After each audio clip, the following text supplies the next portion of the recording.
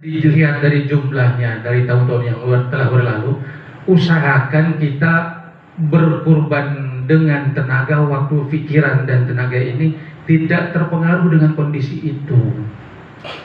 Pernah anak Nabi Adam itu kan berkurban Qabil dan Habil. Yang diterima kurbannya si Habil, si Qabil ditolak. Apa pesan Qabil, pesan Habil itu Qabil? Diabadikan dalam Al-Quran, innama yataqabbalullahu minal muttaqin. Kurban itu diterima Allah yang berjiwa takwa. Kita ini jangan dianggap tidak berkurban. Kita berkurban waktu, tenaga, pikiran. Jangan sampai terusik dengan sesuatu yang remeh-temeh. Apakah kebagian sekantong, dua kantong. Mudah-mudahan tidak terganggu keikhlasan kita. Sebagaimana tadi Pak Ustadz Jupar bahkan sudah meluruskan sikap mental kita. Dan kalau mungkin harus juga berpesan saya dari tahun ke tahun, kan ini yang kita ingatkan.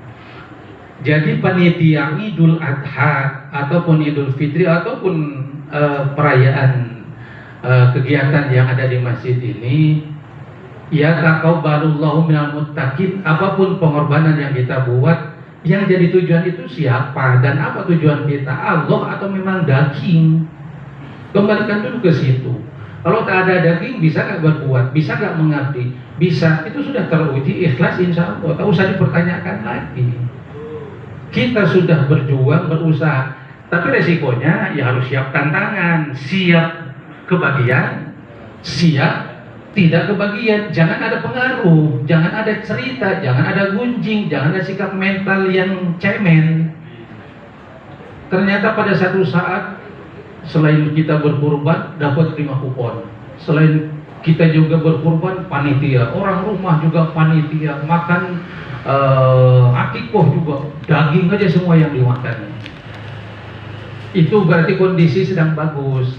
Kalau tidak, dengan jumlah yang harus dibungkus pun tak usah khawatir. Biasa tahun-tahun lalu orang yang berkurban dapat 5 bungkus. Sekarang dikurangi saja, tak ada masalah itu. Boleh saya yang membujuk mereka, umpama satu saat yang berkurban tak kebagian, tak apa-apa, saya siap menyampaikan itu. Tapi kalau mereka protes jangan salah. Artinya keikhlasan seseorang itu tak usah diuji lagi lah. Yang penting sekarang ekspresi kerja, tanggung jawab tunjukkan.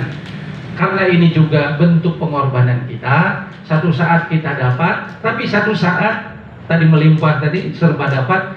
Di satu saat, di lain kali, di tahun, apakah tahun ini? Insya Allah tidak, saya yakin tidak. Siap untuk tidak dapat, ternyata tidak ada, kurbankan. Umpama kan kita juga insya Allah siap. Kalau setelah dikumpulkan dapat satu kantong, tapi ternyata dilihat wajah-wajah orang yang masih antrian di luar sana, wajah-wajah memelas penuh dengan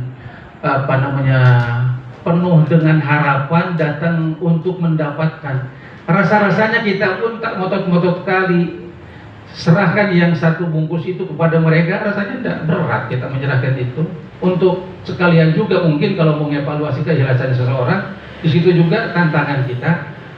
Insya Allah kita sudah terlatih dalam setiap tahun. Hal-hal seperti ini tak usah dikhawatirkan dan riskan. Takut tidak ada apa, tidak kebagian, tidak ramai. Yang biasa-biasa saja. Ada yang memberi amanah, syukur. Tidak ada, ya memang saatnya kondisi seperti itu. Mungkin di satu saat kita juga berevaluasi diri. Apakah sisi keikhlasannya yang kurang atau sisi kerjanya yang kurang bagus, tapi tetap kekompakan kita siap tim ini untuk mengeksekusi kalau memang ada orang yang masih mempercayai kita, rupanya berkurang, ya sudah, mau apa lagi, tak usah khawatir kali. Ini kan hanya bagian amalan yang kita bisa buat di suasana Idul Adha.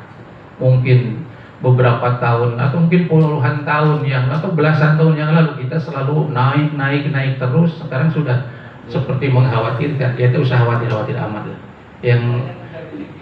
Yang kita khawatirkan ini masjid ini tidak ramai saat berjamaah, itu kan hanya ritual di setiap tahunan saja, yang harian bagaimana?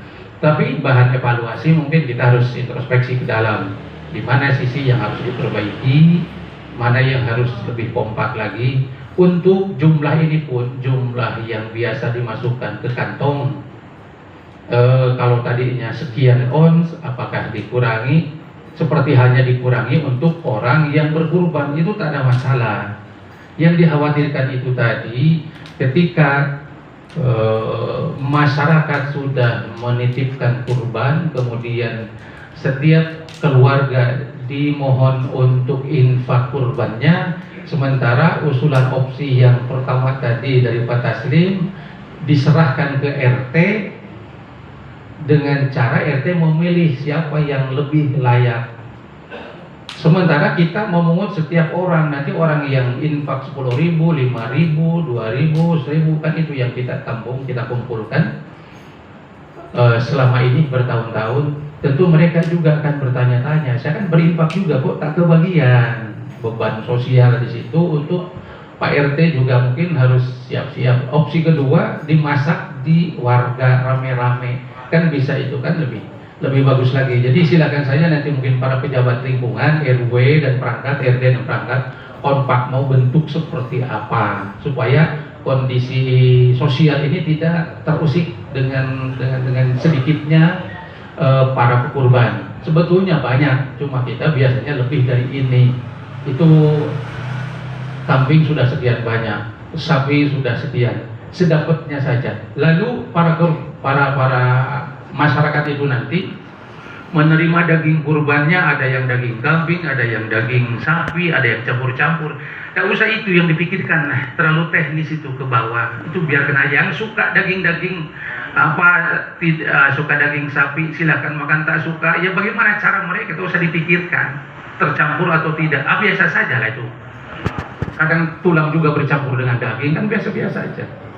Apalagi daging yang terbatas seperti ini, jumlah masyarakat keluarga begitu banyak, disiasati bagaimana supaya semuanya bisa berpikir, tidak terjadi kecemburuan sosial di tengah-tengah lingkungan masyarakat. Pak RT nanti jadi bulan-bulanan,